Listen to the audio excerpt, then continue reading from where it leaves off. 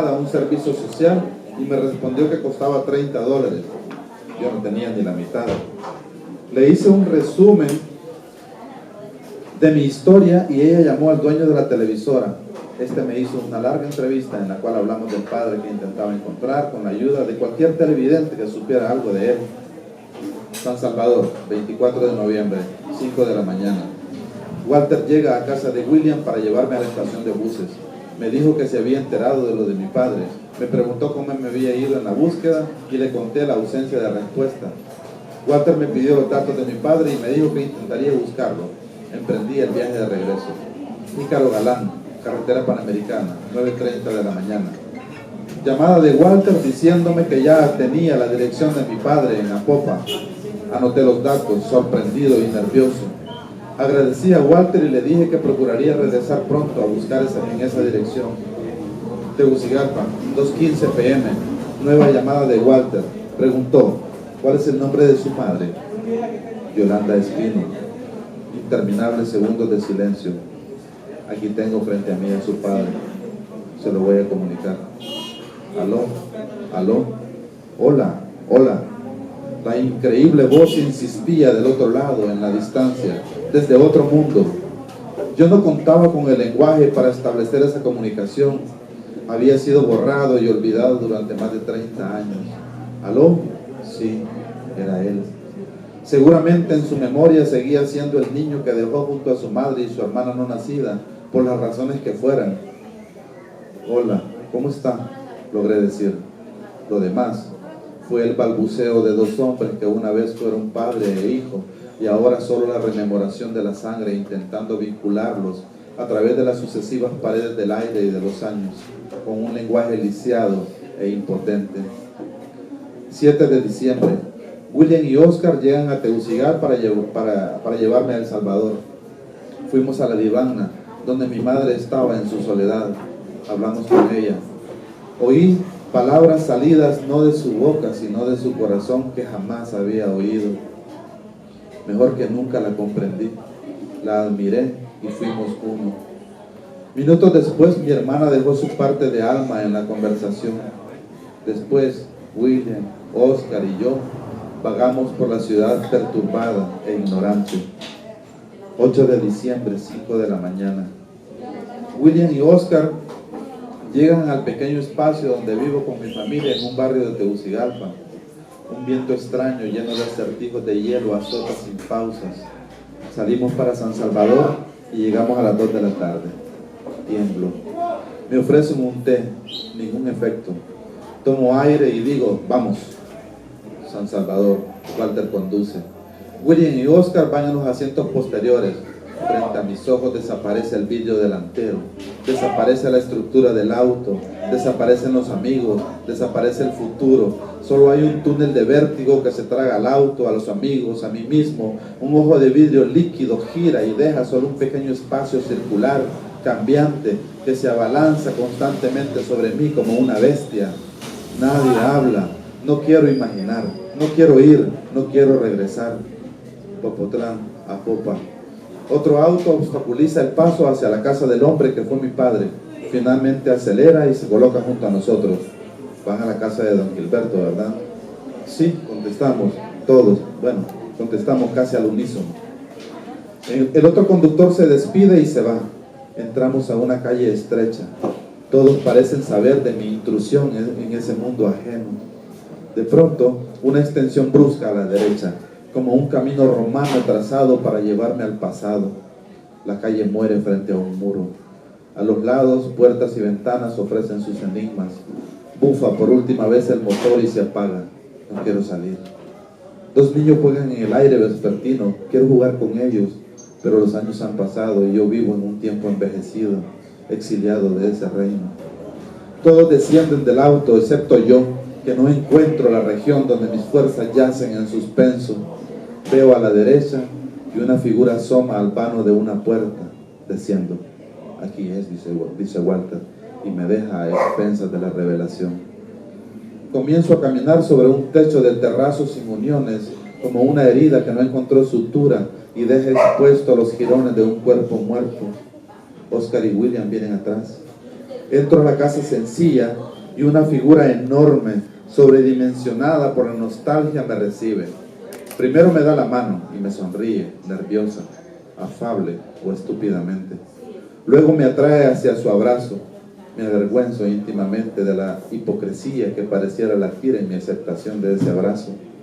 Siento que primero tuvimos que saldar cuentas, decir las causas, ofrecer treguas, engendrar un lenguaje común que acercara nuestros mundos.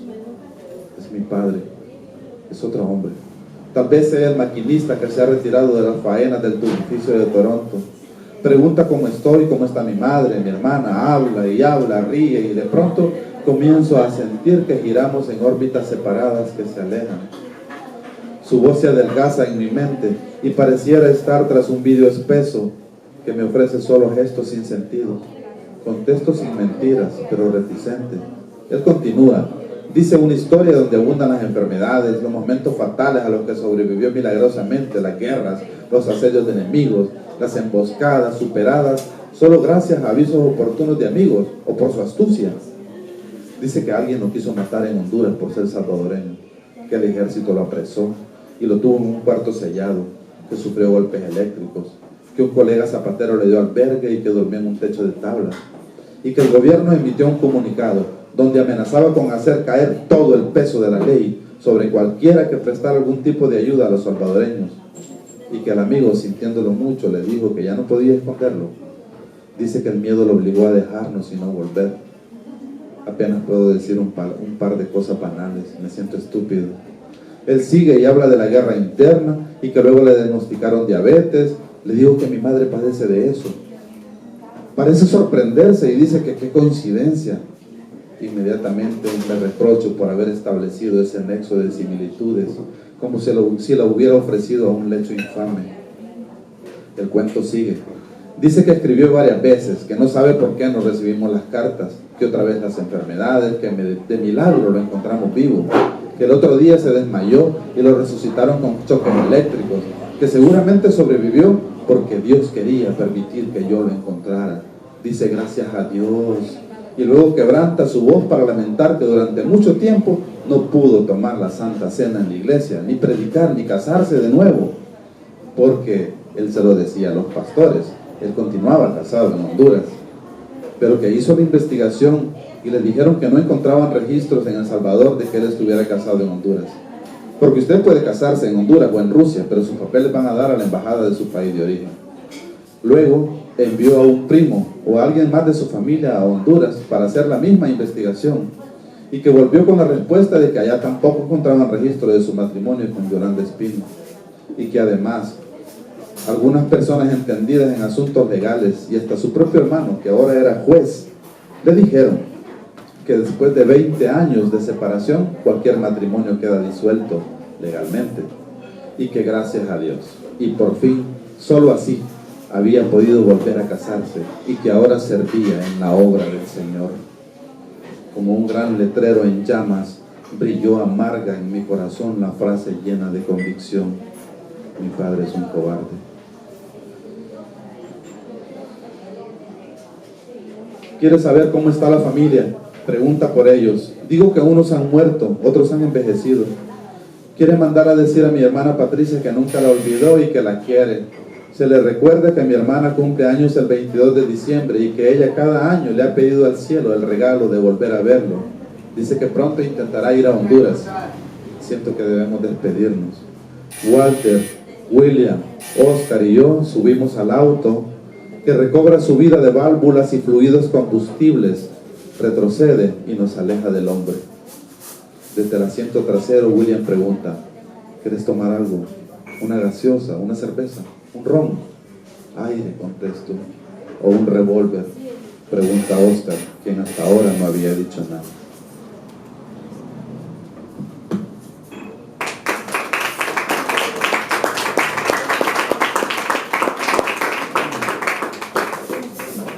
Bueno, ahí está, creo que hay una idea de lo que hay en el libro y de cómo se trata también lo que hay en el libro.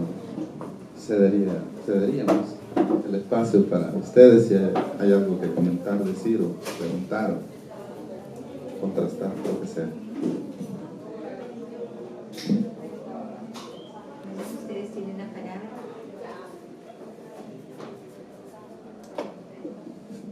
Yo, una pregunta que tenía después de la lectura era si había elementos autobiográficos, pero ya lo contestó, ¿no? Porque en la lectura usted escribe solamente en la novela usted escribe solamente las iniciales de los personajes, pero en la lectura dice los nombres. Entonces ya me contestó. Sí, su madre y Gilberto, su madre. Sí. Y bueno, es duro, es como una catarsis esta escritura. Bueno, sí, es como pregunta, habría que responderla.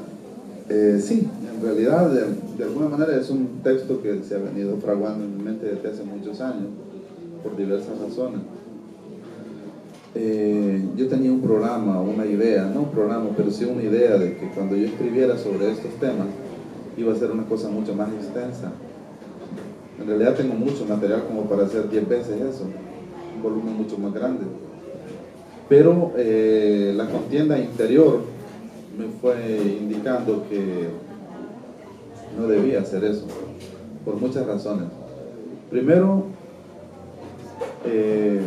hay lecciones que la literatura y la vida le van dando a uno, y creo que hubiese cometido algunos excesos contando con acontecimientos tan personales que quizás no le interesen a los demás.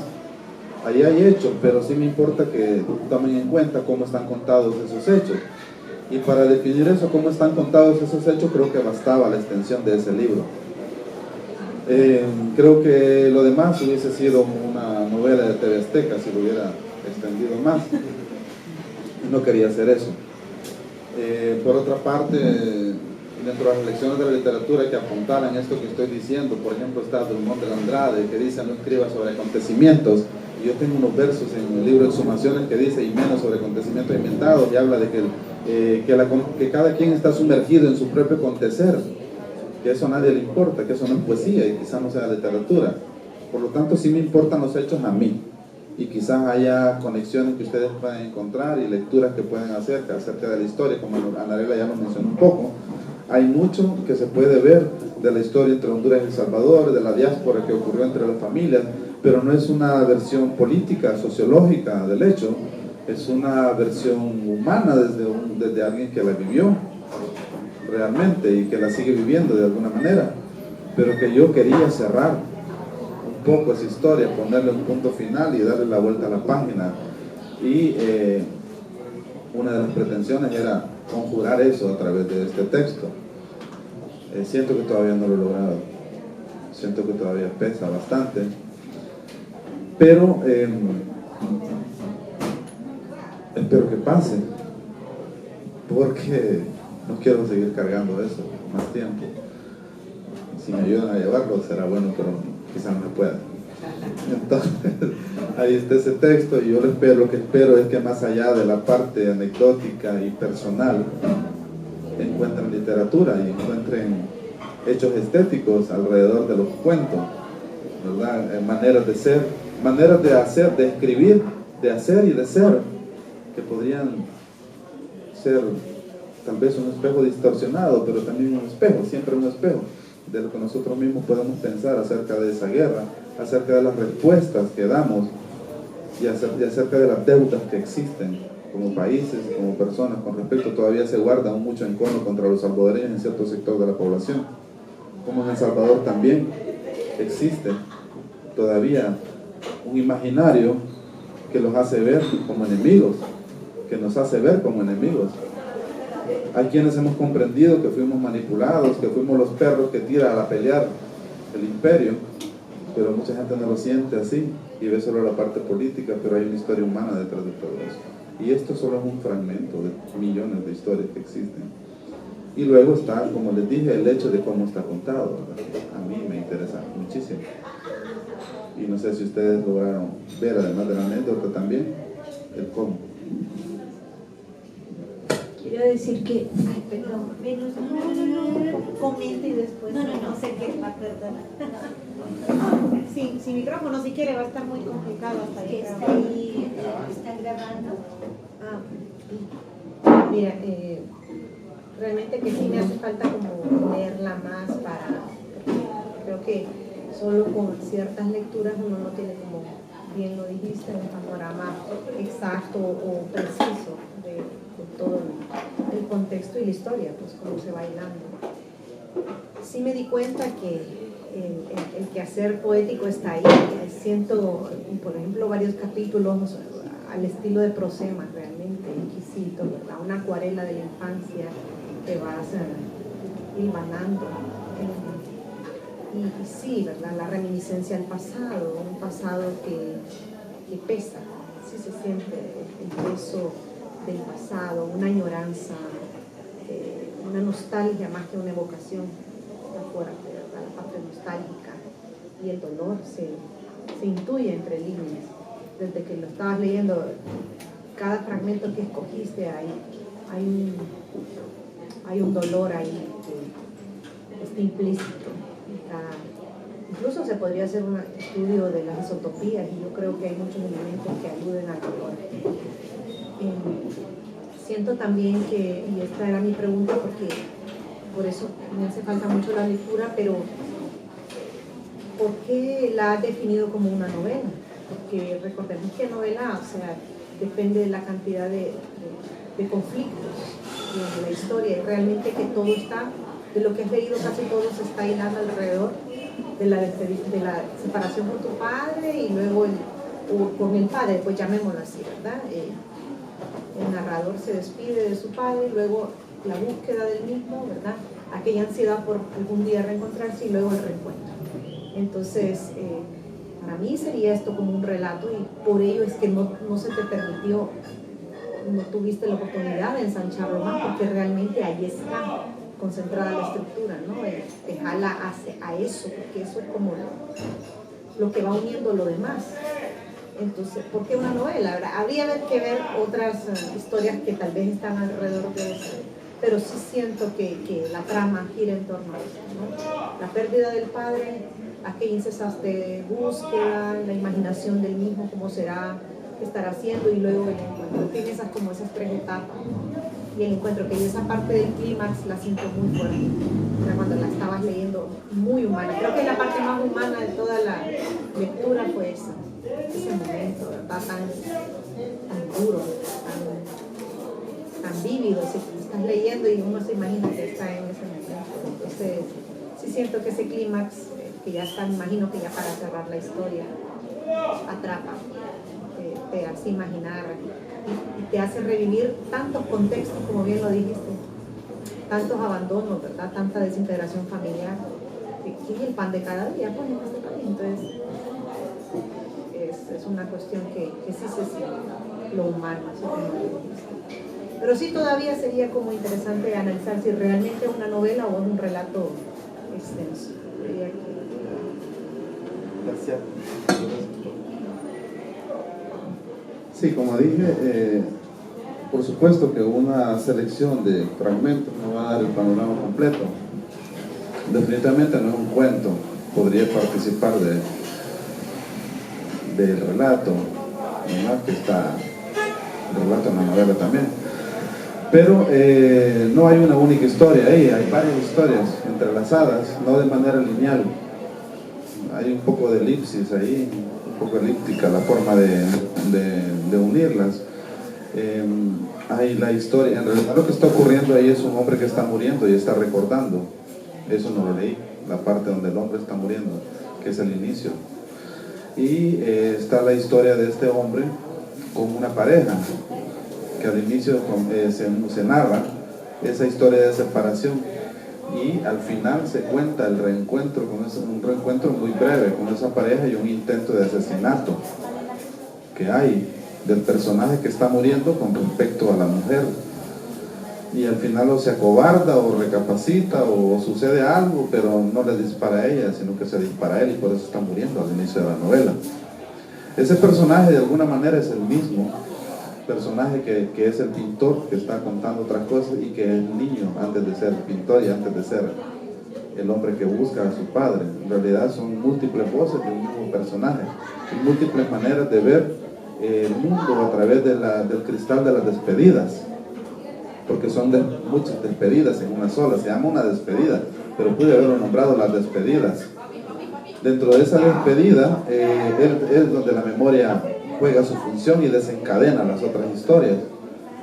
Entonces está la historia también de ese niño en su barrio con una tía que va a dar clases de alfabetización, y el niño asiste a ese momento del descubrimiento de la vejez, incluso porque hay un viejo que se sienta a su lado y él descubre ese mundo precario y de miseria.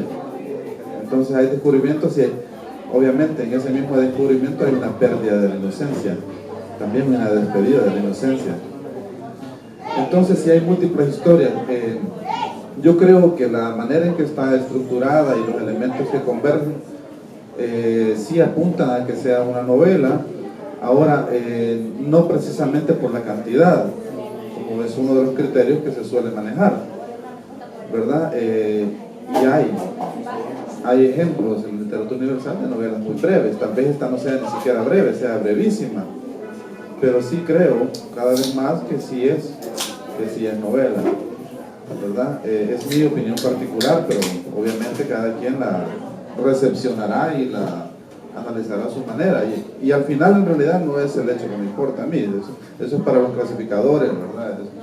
Eso es para el archivo bibliotecológico, pero a mí me interesa más lo que se está contando, cómo se está contando, y obviamente tenés mucha razón en que el tono lírico impregna muchos de los, y es un riesgo, es todo un riesgo, porque yo no sé si podría decirlo que el poeta traiciona al narrador ahí, o que en realidad yo estaba consciente de que estaba haciendo eso. No quiero que suene arrogante esto que estoy diciendo, pero por supuesto que a esta edad y el tiempo que estoy escribiendo sé perfectamente lo que estoy manejando. No sé si con efectividad, sí, eso no lo sé, con cuánta efectividad, pero sí sé lo que estoy poniendo. Pero el principal reto para mí no era la mezcla de narrativa y de poesía, sino más bien era, en un espacio tan breve, es como mezclar ingredientes potentes, pero en mínimas cantidades. Es como que nos den un galón de pintura y digan, bueno, transfórmelo, nos den 7 galones y digan, de esos 7 haga un color específico. Y aquí hay una mezcla muy mesurada, pienso yo, riesgosa e ínfima de elementos y de materiales que convergen. Así lo veo yo, pues esa es mi forma de presentarlo, pero como digo, tal vez una lectura o una relectura podría dar otras percepciones. Yo no apuro de tu lectura para nada, creo que la duda persistirá, y ojalá que sea una discusión de los demás, no mía, pues, pero yo así la veo. Pero siempre es bueno saber. Por supuesto, lo que hay detrás, por lo menos en la mente de quien lo hizo, ¿verdad? Sí. Yo quiero estar de acuerdo con Samuel. Hay otras historias acá, a mí me impactó mucho cómo narra su relación con las modelos, ¿no? Por ejemplo, ¿no? Con este grupo de... Sí, por supuesto, del personaje, ¿no? Espero que esto no sea autobiográfico, esa parte. Es más bien revelar una actitud de cierta gente que trabaja la cultura, en un sentido ético. Bueno, y en general yo creo que el lector y las lectoras agradecemos ese cuidado que tiene Samuel de hacer un tratamiento muy mesurado del uso de la palabra, la búsqueda de la palabra correcta, apropiada, precisa, para entregarnos un texto que es delicioso leerlo. Yo el único exabrupto que está en esta novela es cuando, creo que lo apunté por aquí, cuando le dicen que el padre se ha ido a vivir exacto. Y me parece que a mí me encanta leer este tipo de narraciones, detesto la vulgaridad en los escritos, y estoy feliz de haberla leído y la recomiendo de verdad, lo van a disfrutar, Es una manera de acercarse a nuestra realidad bien contada. A mí me pareció, solo obviamente voy a apuntalar eso de esa frase ahí, que obviamente sí me vi en la disyuntiva si ponerla tal cual fue, porque esa frase existió. Y en la disyuntiva si ponerla o no, pero me pareció muy significativo porque también marca actitudes de la gente que vive en la periferia, de la relación entre la periferia y los centros, de los centros de poder, de los centros económicos y de cómo se perciben. Eso ocurre en todas partes del mundo y hay una percepción y una manera de asumirlo, de asumir la gente que vive en la capital con respecto a la de la provincia o de los pueblos y todo. Y ahí me parece que estaba, además del rencor de una historia omitida, porque es una de las omisiones, la relación que hubo entre quien fue mi tío, pues, que era el ebanista, y el padre. Hay una historia no contada ahí, pero que se puede suponer por lo que él dice, o se puede inventar por lo que él dice, por su manera de referirse al hermano. Entonces por eso fue que la puse, por esa misma dureza sociológica, social.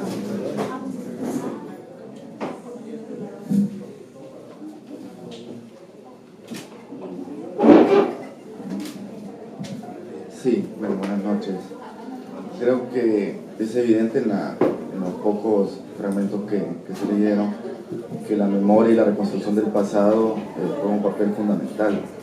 Entonces, pues yo quisiera hacerte una pregunta más a nivel personal en cuanto a la forma en que enfrentas o enfrentaste dentro del proceso creativo este tema de la reconstrucción de la memoria desde el punto de vista del narrador y no del poeta, o cómo ves tú enfrentarse a ese tema de la reconstrucción de la memoria, del pasado, de la añoranza que mencionaba Beno, de la nostalgia, desde el punto de vista del poeta y del narrador, o si se puede hacer un sincretismo o una especie de simbiosis.